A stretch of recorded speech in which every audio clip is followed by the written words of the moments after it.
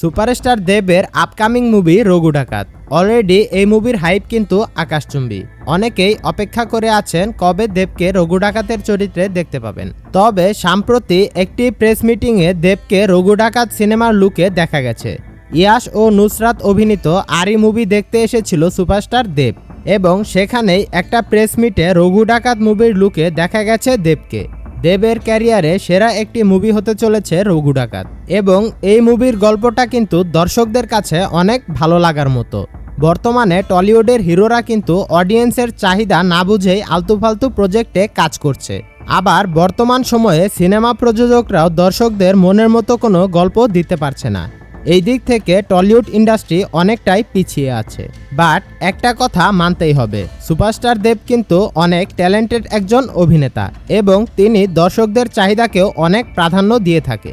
দর্শকরা কি চায়, কিভাবে কাজ করলে দর্শকদের পছন্দ হবে, এই বিষয়গুলো মাথায় রেখে সুপারস্টার দেব প্রজেক্ট হাতে নেয়। ঠিক তেমনই একটা অসাধারণ গল্প নিয়ে হাজির হচ্ছেন দেব। যেহেতু দেব ইধিকা জুটি দর্শকরা অনেক পছন্দ করে, সেই অনুযায়ী রঘু ডাকাত মুভিতে দেবের সাথে আবার জুটি বাঁধবেন ইধিকা।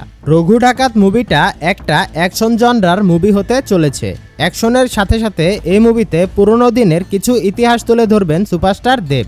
আর তাছাড়া নায়িকা হিসাবে যেহেতু ইধিকা থাকবে, সেহেতু মুভিটা ব্লকবাস্টার হবে এটা শিওর। কারণ ইধিকার ক্যারিয়ারে এখনো পর্যন্ত কোনো মুভি ফ্লপ হয়নি। তো দেখা যাক দেব ইধিকা জুটির রঘু ডাকাত মুভিটি কেমন হতে চলেছে।